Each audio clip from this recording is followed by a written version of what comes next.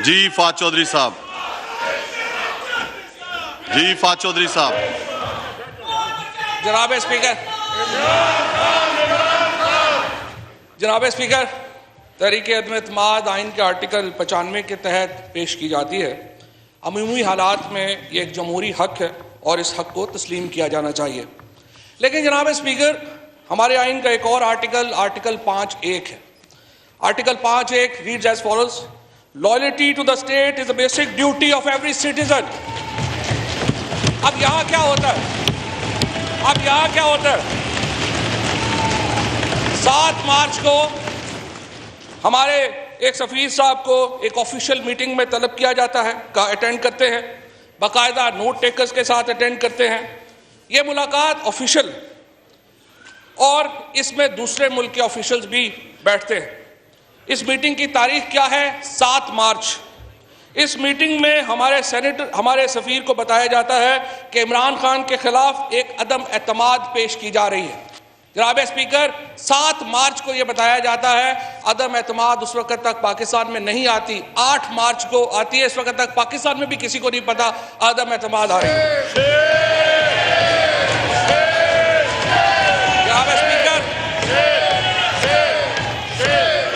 जनाब स्पीकर, हमें बताया जाता है, हमारे स्पीकर साहब को बताया जाता है कि पाकिस्तान से हमारे ताल्लुकात का दारो मदार इस अदम एतमाद की कामयाबी पर है। और अगर यह अदम एतमाद कामयाब होती है तो यू विल बी फॉरगिवन। लेकिन अगर अदम एतमाद कामयाब नहीं होती तो आपका अगला रास्ता बहुत सख्त होगा। ये एक इफेक्टिव ऑपरेशन है जनाब स्पीकर, रजीम चेंज का बाय अ फॉरेन गवर्नमेंट, और बदकिस्मती से जनाब स्पीकर, इसके साथ ही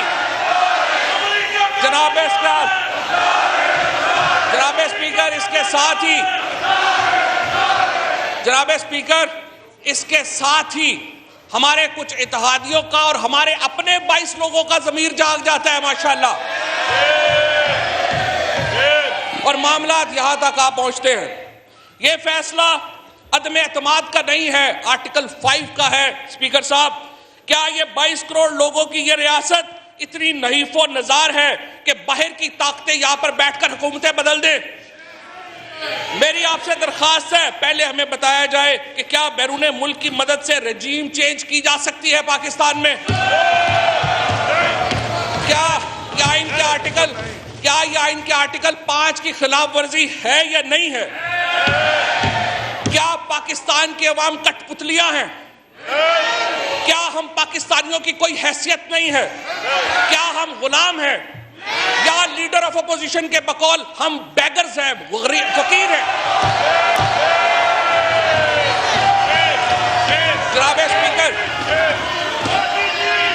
जनाब स्पीकर, अगर हम गैरतमंद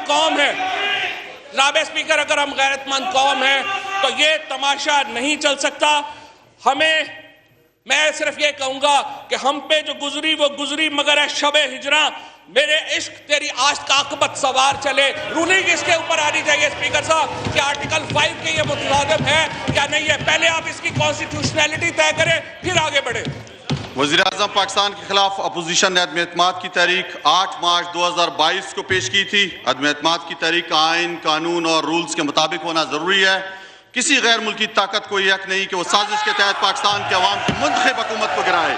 वजीर कानून ने जो नुकात उठाए हैं वो दुरुस्त है, वैलिड है। लिहाजा मैं रूलिंग देता हूँ कि अदम-ए-एतमाद की करारदाद आइन और कौमी मुख्तारी व आज़ादी से मुनाफी है और रूल्स और ज़ाब्ते के खिलाफ है। ये करारदाद में मुस्तरद डिसअलाउ करने की रूलिंग देता हूँ। ईवान की कार्रवाई रोक की जाती है। फरमान में इस्लामी जमहूरिया पाकिस्तान के दस्तूर के आर्टिकल 54 की शिक 3 के तहत तजवीज़ करदा इख्तियारात को बरवेकार लाते हुए कौमी असम्बली का जुमा 25 मार्च 2022 को तलब करदा इजलास इसके काम के इख्तिताम पर बाज़रिया हाज़िर बर्खास्त करता हूँ।